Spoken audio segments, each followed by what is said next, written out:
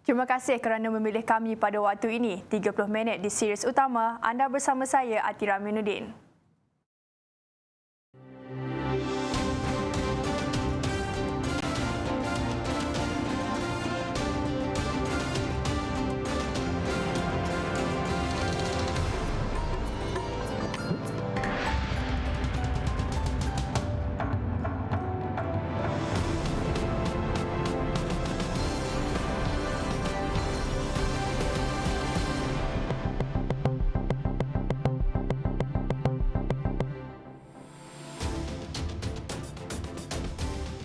Lebih 7,000 kilogram margarin dari Ireland dirampas.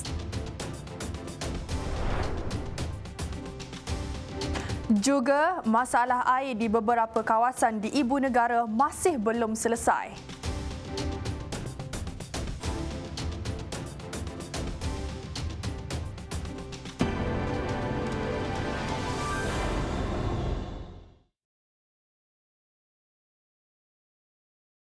$7,824 kilogram margarin dari Ireland bernilai hampir $117,000 dirampas selepas ia dipercayai dibawa masuk menggunakan dokumen yang mengelirukan.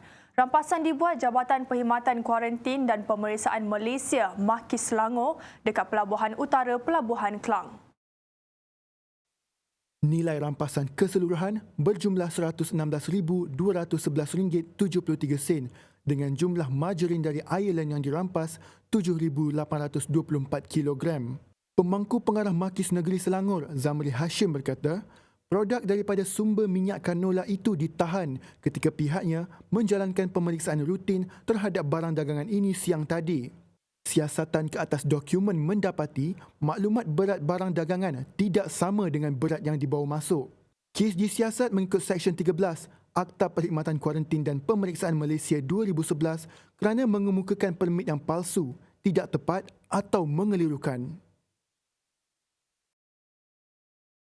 Sindiket perjudian atas talian tumpas apabila polis dapat memberkas 39 individu berusia 20 hingga 47 tahun di sekitar Jalan Bangsa dan Kampung Haji Abdullah Hukum dekat ibu negara.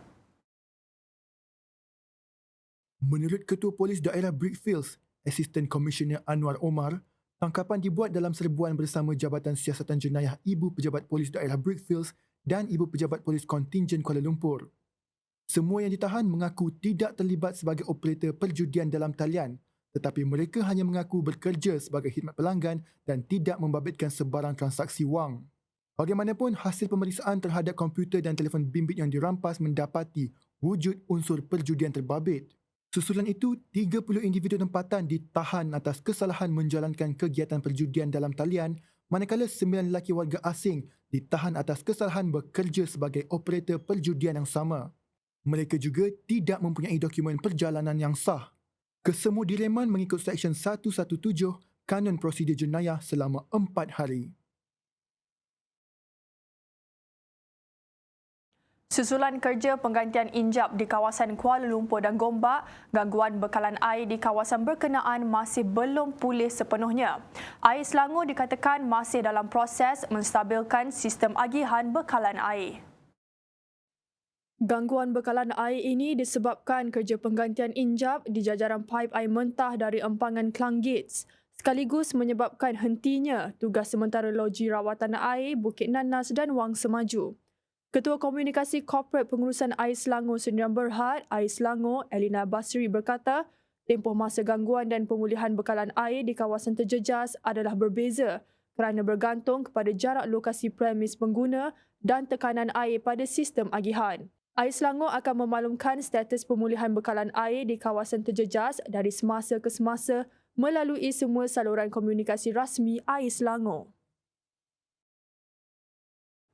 Turut bernada sama, 10,000 penduduk di Kota Tinggi Johor apabila terpaksa menyediakan tong-tong air bagi mendapatkan air bersih.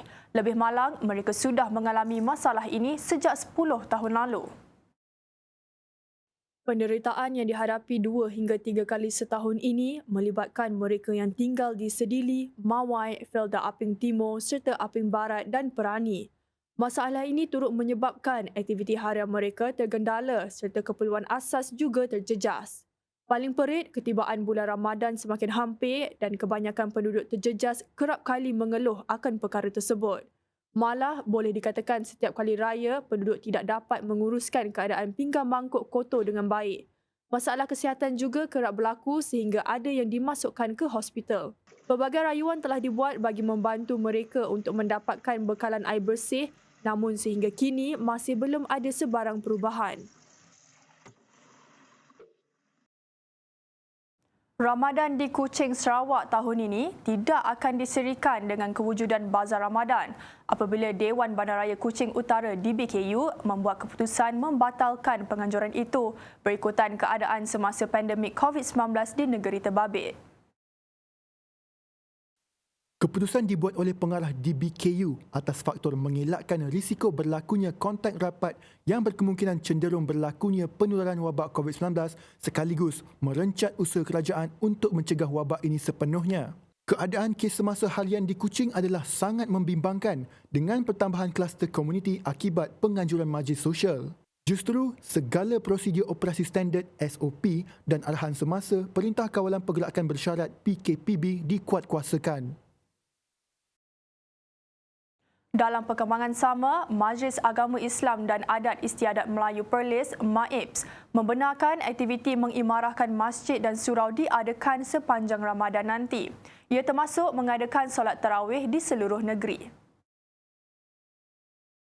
Raja Muda Perlis Tuanku Syed Faizuddin Putra Jamalullah bertitah, pelaksanaan semua aktiviti yang berkuat kuasa satu Ramadan di masjid dan surau yang berdaftar di Perlis ini perlu dilakukan mengikut prosedur operasi standard SOP kesihatan dan keselamatan ditetapkan.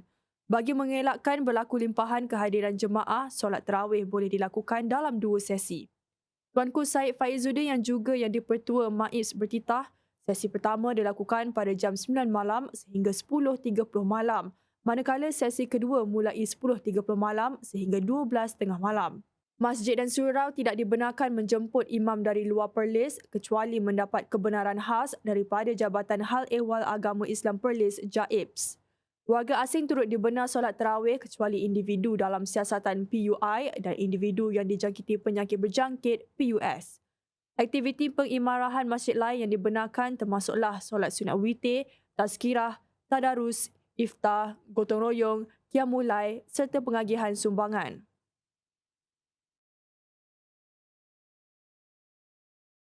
Gara-gara berlaku kebocoran gas amonia, seorang kru kapal dagang MV Hamburg DW dari Turki maut, manakala 3 lagi cedera di perairan Pelabuhan Klang.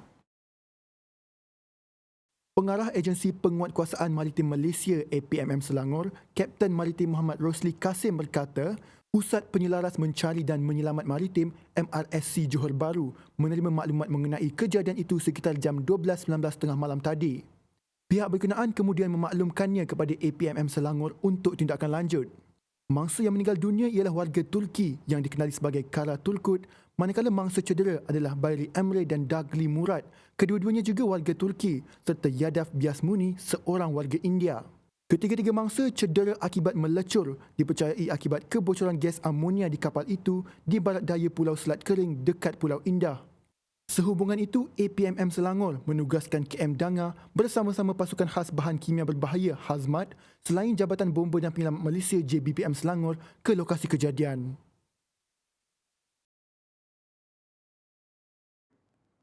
Baik, serius utama berehat seketika menyusul selepas ini. 150,000 jemaah dibenak umrah dan solat di Masjidil Haram.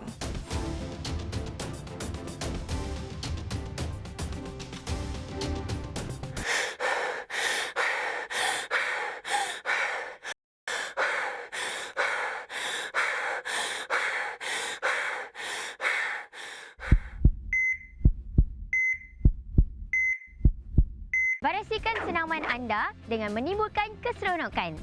Paling bagus ialah lakukan aktiviti senaman secara berkumpulan.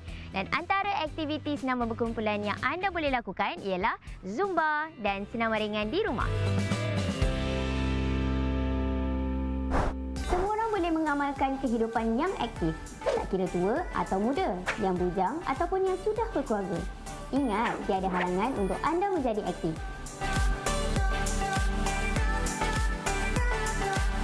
Antara senaman yang sesiapa pun boleh lakukan ialah senaman regangan menggunakan resistance band, fun ride, fun run dan night workout. Ingat, memang ada banyak cara untuk kekal aktif. Jadi, korang janganlah bagi alasan untuk tidak aktif, okey?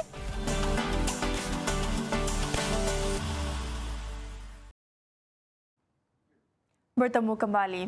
Pengumuman kerajaan membenarkan industri kreatif beroperasi semula, namun dengan SOP lebih ketat baru-baru ini seolah-olah memberi gambaran yang industri ini semakin tenang.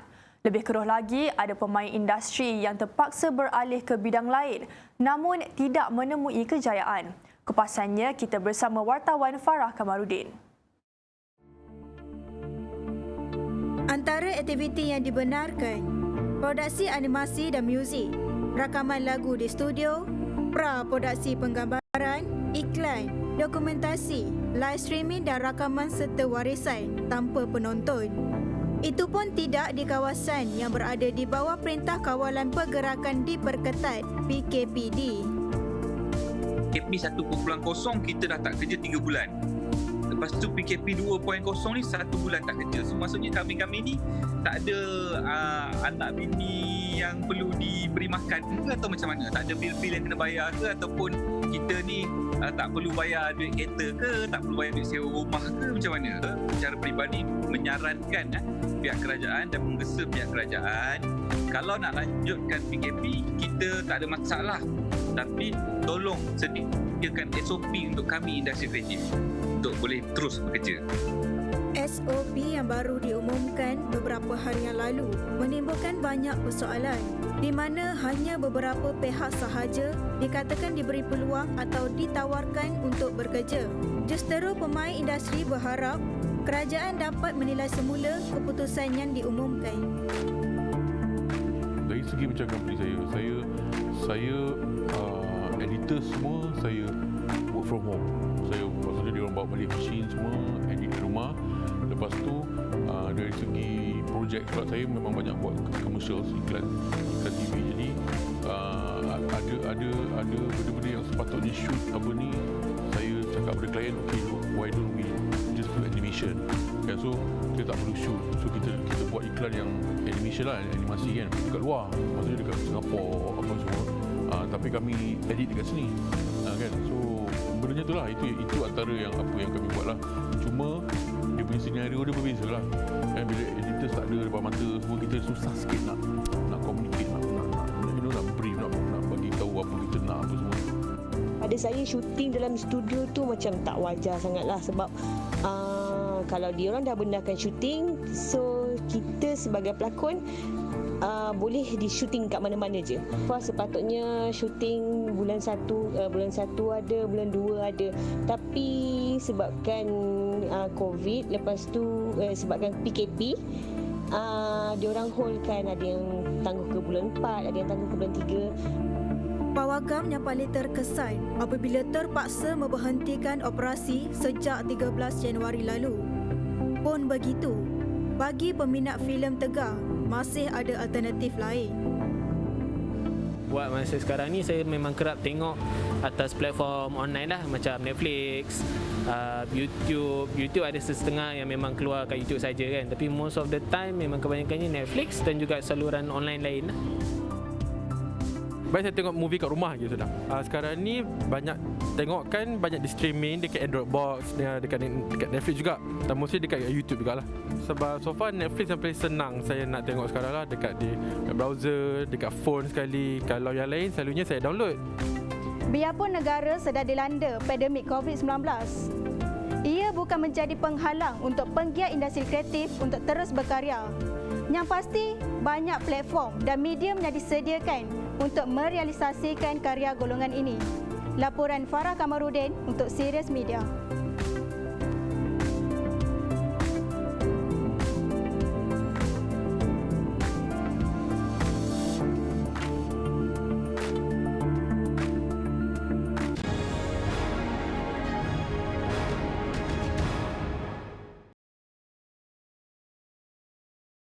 Kerajaan Negeri Sembilan menyediakan peruntukan sebanyak 2.5 juta ringgit kepada sekolah dan institusi tahfiz di negeri itu tahun ini dalam usaha memperkukuhkan lagi pengajaran dan pembelajaran PDP di samping meringankan beban institusi berkenaan.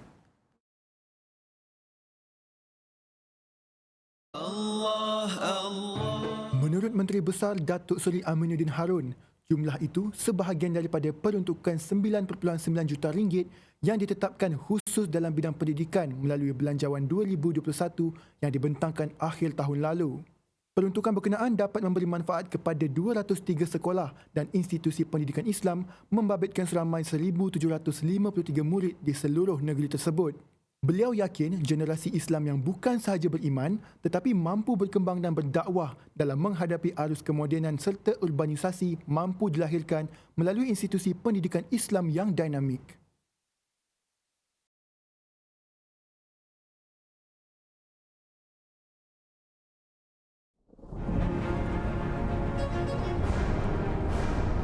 Assalamualaikum warahmatullahi wabarakatuh dan salam sejahtera. Anda masih lagi bersama saya Wan Hafiz untuk kita mengikuti ramalan cuaca yang kita bersara langsung dari studio Sirius di Sirius Utama. Baik, untuk makluman para penonton, buat masa kini negara kita sudah pun memasuki peralihan monsun hari ini 16 Mac 2021. Kebiasaannya secara lazimnya pada fasa peralihan monsun ini angin akan bertiup daripada pelbagai hala dengan kelajuan yang agak lemah dan mana ianya adalah kondusif bagi pembentukan awan aktif yang boleh menyebabkan hujan berserta ribut petir, begitu juga dengan hujan lebat dan juga angin kencang yang kebiasaannya dijangkakan akan berlanjutan sehingga ke pertengahan Mei. Kawasan-kawasan yang terlibat adalah di bahagian pantai barat Semenanjung Malaysia, di bahagian barat di negeri Sabah serta di barat dan juga tengah di negeri Sarawak. Jadi orang ramai dinasihatkan agar sentiasa berhati-hati, sentiasa peka dengan amaran serta dengan ramalan dan juga amaran yang dikeluarkan. Baik, pada tempoh ini orang ramai dinasihatkan agar tidak berlindung di bawah struktur yang tidak kukuh. Baiklah, pada kali ini kita teruskan dengan paparan carta angin. Pada kali ini jelas menunjukkan angin bertiup daripada pelbagai hala dengan kelajuan yang agak lemah sekitar 10 hingga ke 20 km sejam. Dan dengan keadaan angin yang kurang signifikan buat masa kini, Malaysia tidak mengeluarkan sebarang amaran angin kencang serta lok bergelora di mana kawasan Peran di rantauan kereta. Baik, berdasarkan paparan carta suhu, kebiasaannya pada tengah hari suhu maksima boleh mencapai 34 hingga ke 35, tetapi menjelang ke lewat petang suhu boleh mencapai 28 ataupun 29. Berikutan hujan berserta ribut petir akan berlaku di bahagian pantai barat Semenanjung Malaysia. Pada ketika ini, hujan berserta ribut petir yang berlaku di bahagian pedalaman Semenanjung Malaysia sudah pun beransur-ansur reda. Kini hujan hanya berlaku di bahagian pantai barat yang melibatkan pesisir pantai daripada negeri Kedah sehingga ke negeri Johor. Begitu juga di negeri Sabah, hujan berserta ribut petir kini sedang berlaku melibatkan di bahagian Kudat, Sandakan, Pantai Barat dan juga di bahagian pedalaman. Maka di negeri Sarawak pula, hujan berserta petir kini sedang berlaku di hampir ke semua bahagian dan kita jangkakan ianya boleh berlanjutan sehingga ke lewat malam nanti. Baiklah, sebelum pisah, kita lihat ramalan cuaca bagi 3 hari di seluruh Malaysia. Sekian, saya Wan Hafiz. Assalamualaikum dan salam sejahtera.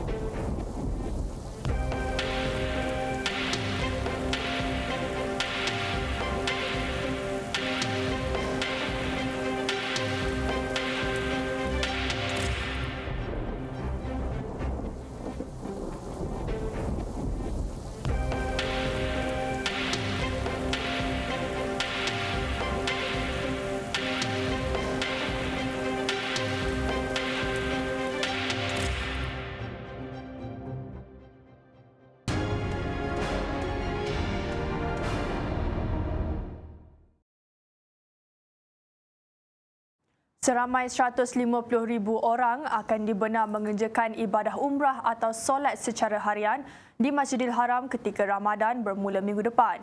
Ketua Umum Hal Ehwal 2 Masjid Suci berkata 100,000 jemaah dibenarkan menunaikan solat di Masjidil Haram manakala 50,000 jemaah lagi menunaikan ibadah umrah.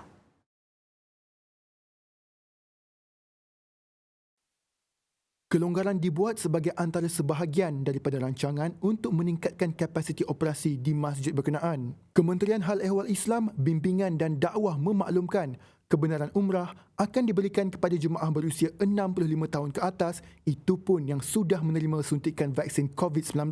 Ketua Umum 2 Masjid Suci, Sheikh Abdul Rahman As-Sudais berkata, suntikan itu adalah syarat untuk memasuki Masjidil Haram dan Masjid Nabawi di Madinah. Langkah berjaga-jaga untuk mencegah penularan COVID-19 ketika Ramadan juga sudah dikeluarkan. Pun begitu, majlis berbuka puasa, sahur dan iktikaf dalam masjid ketika Ramadan akan ditangguhkan manakala jumlah lokasi untuk solat Aidilfitri akan diperluas. Sementara itu, perkara berkaitan mengadakan solat tarawih dan qiyam di masjid pula akan diumumkan kemudian. Timbalan Menteri Haji dan Umrah Dr. Abdul Fattah Masyad berkata, mereka yang berhasrat menunaikan umrah ketika Ramadan perlu mengemukakan permohonan permit melalui aplikasi Tawakkalna dan bukannya menggunakan aplikasi Iyad Marna.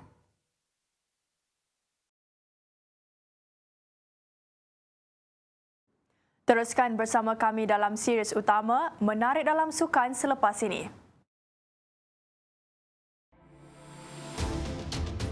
Kedah terus optimis kejar kedudukan teratas Liga.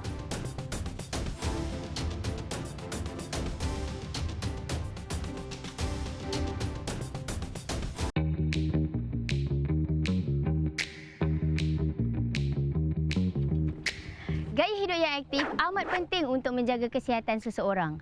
Dan sejak kebelakangan ini pun makin ramai yang bersetuju dengan Bella untuk mengamalkan gaya hidup yang aktif. Hasil tinjauan National Health and Mobility Survey dari Institut Kesihatan Umum atau dengan mudah NHMS menunjukkan hanya 25.1% orang dewasa tidak aktif secara fizikal pada tahun 2019. Pengurangan berbanding dari tahun 2011 sebanyak 35.7% dan pada tahun 2015 sebanyak 33.5%. Makin lama, makin ramai yang aktif. Tapi apa kata kita cuba untuk kurangkan bilangan yang kurang aktif tu? Lagi bagus kan kalau macam tu?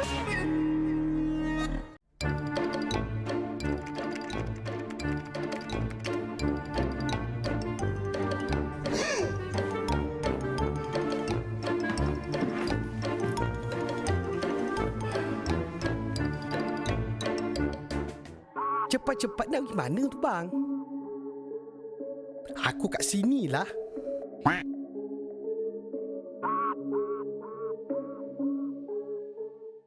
Aku tahulah kau comel, tapi kesihatan tu kena jaga. Kau tahu sekarang ni kan, kes dah banyak. Habis tu kenapa kau tinggalkan aku kat sini? Pandai pun.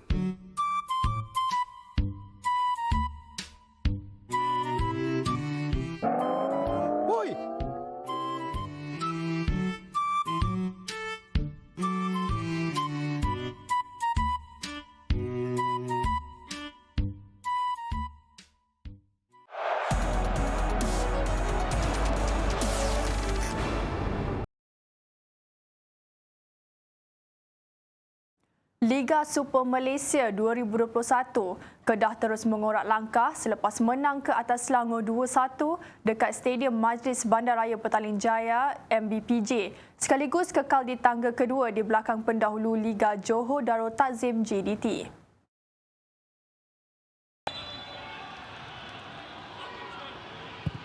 Satu hantaran merah dan gol. Lebih manis, dua jaringan yang dihasilkan kipas Sherman dan kiper Cece dalam tempoh 6 minit membolehkan Helang Merah mengumpul 16 mata untuk kekal di kedudukan kedua, 1 mata di belakang JDT. Manakala Selangor memperoleh keputusan mengecewakan apabila dicanang sebagai pencabar kejuaraan musim ini selepas hanya mengumpul 8 mata dalam 7 perlawanan. The Red Giant bermula dengan baik namun nasib tidak menyebelahi pasukannya apabila kebangkitan Kedah pada minit ke-79 disempurnakan Sherman menerusi sepakan penalti selepas dia dijatuhkan tim Hoiberg. Dan 6 minit kemudian, Cece mengecewakan Red Giants di kandang sendiri selepas meledak gol kemenangan Helang Merah menerusi hantaran Azamuddin Akil. Peluang kemenangan penyelamatan gol. Kice Kipri.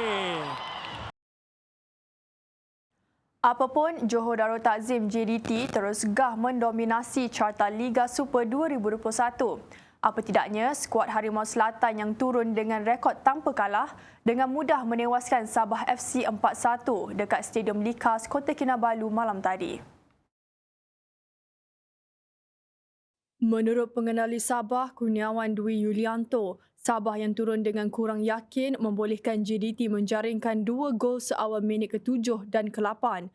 Kekecewaan terus berlarutan hingga ke separuh masa kedua apabila Sabah terpaksa bermain dengan 10 pemain selepas Maxius Musa dilayangkan kad kuning kedua pada minit ke-59.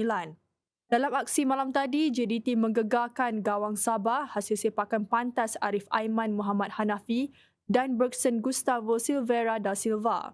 Ia kemudiannya menambah 2 lagi gol pada separuh masa kedua menerusi rembatan Bergson pada minit ke-67 dan sepakan penalti yang disempurnakan Leandro Sebastian Velasquez pada minit ke-86. Gol yang keempat bagaimana Leandro?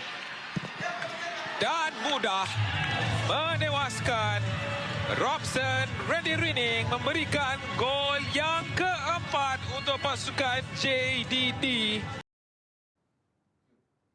Sementara itu, di Kuantan Pahang, Sri Pahang FC dan Terengganu FC TFC hanya berkongsi mata satu sama dalam aksi Liga Super Malaysia dekat Stadium Darul Makmur malam tadi. Mulakan kick off untuk Sri Pahang. Yang berhasil dengan tepung dalam. Misi tuan rumah untuk mencatat kemenangan disekat selepas lawan bangkit pada babak kedua perlawanan. Pun begitu, skuad Tok Gajah bermula dengan aksi bertenaga dan hampir mendahului perlawanan menerusi Litak namun berjaya ditepis penjaga gol TFC Muhammad Suhaimi Hussein seawal minit ke-5. Pemain tengah tuan rumah Nur Azam Aziz menceriakan pasukan apabila berjaya menjaringkan gol pendahuluan pada minit ke-17.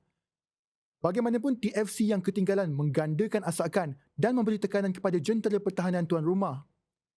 Di minit ke-75, TFC berjaya menyamakan kedudukan 1-1 hasil jaringan pemain import Jordan Minta menerusi sepakan penalti. Kini, Sri Pahang di tangga ke-9 Liga dengan 5 mata manakala Terengganu FC berada di kelompok 5 terbaik dengan 12 mata. Jordan Minta kali ini gol. Dia berjaya. Ruang hadir kali ini kita perhatikan Zarif. Beralih ke perkembangan sukan antarabangsa. Vinicius Junior muncul wira Real Madrid selepas meledak 2 gol dalam perlawanan menentang Liverpool pada aksi Liga Juara-Juara dekat Velda Bebas, Spain. Sekaligus meletakkan pasukannya hampir ke pusingan separuh akhir. Vinicius na cara do gol, lateral para dentro. Pertahanan lemah Liverpool membolehkan Vinicius Junior dan Marco Asensio membuat gerakan mudah untuk masing-masing menghasilkan gol. Namun, gol Muhammad Salah sejurus selepas rehat menghidupkan sedikit saingan di Valde Bebas. 1 gol di tempat lawan memberikan sagu hati buat Liverpool untuk dibawa ke pusingan kedua di Anfield minggu depan. Vinicius Junior berjaya melengkapkan malam cemerlang beliau dengan gol ketiga Real Madrid ketika perlawanan berbaki 25 minit. Sekaligus peroleh kemenangan bergaya 3-1 untuk membenam Liverpool.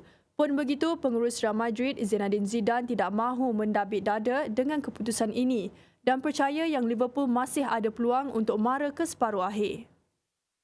Atenção que o Real começa a deixar. Levanta Toni Kroos, bola na área. Cabeceamento em devolução, sobra ainda para o pontapé. Sekian dulu series utama buat masa ini. Amalan menjaga SOP sudah menjadi sebahagian daripada hidup kita. Kekalkan penjarakan sosial dan terus lindungi diri dan keluarga bagi memutuskan rantaian COVID-19. Salam hormat dan Assalamualaikum.